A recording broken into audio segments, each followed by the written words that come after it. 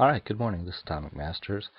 Try to do a quick introduction about what's going to go on in the administration committee meeting tonight. As you know, we look for hhoh.org to get us on the website.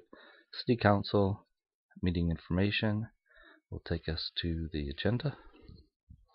And a couple things out here is I'll probably not go in right at 6 o'clock when it starts because I didn't bother to read this municipal league, and then they're going into executive session right away. The dangerous part about that is sometimes they move the agenda items around, and and then you can miss what you want to see.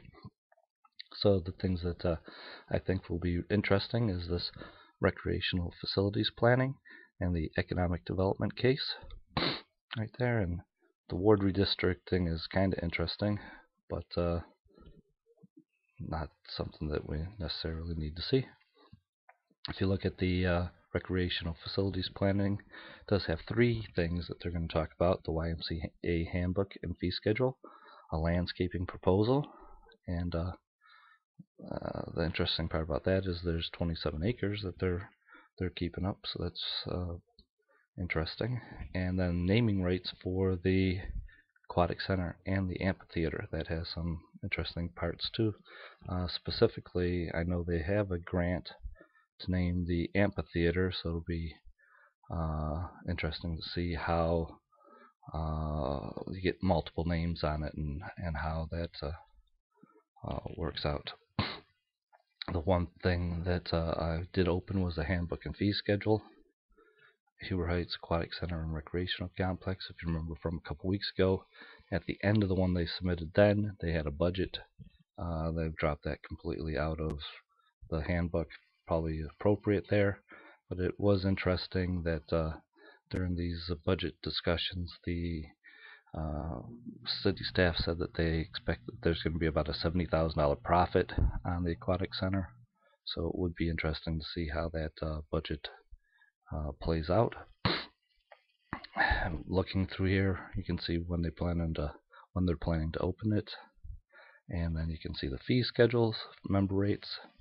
You can tell that they're still planning on competing with the Tip City, and by offering memberships at a couple dollars less than the Tip City facility. Although they don't specifically going into showing you the comparison like they did in the last handbook. The application's the same, so you still have the questions about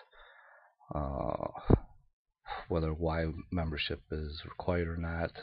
They still mention that you have to have the sticker on the card. Not sure exactly how that's going to play out, but it doesn't appear like you have to be a Y member to get the standard rate or the citizen rate. It's hard to tell. Alright, so that's that for the facilities planning. The next interesting part is the economic development case analysis, and this, if you recall, is Holbrook LLC. This is the man that is putting together the dinosaur park in Houston, and he's partners with a old Disney person that worked for Disney and is doing work for theme park stuff in Europe and stuff. So main thing about here is they want to do a case analysis, and it's going to cost city $81,000 to see if they want to come in and develop the area with 201 LLC. You open that up and you can see there's a letter on there.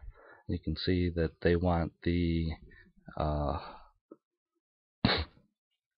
analysis to be a lot more intense than the one that they did when they did the 201 LLC economic development. And then the other thing that they do is they recommend that they do an independent analysis, and then they recommend the company that is going to do the independent analysis.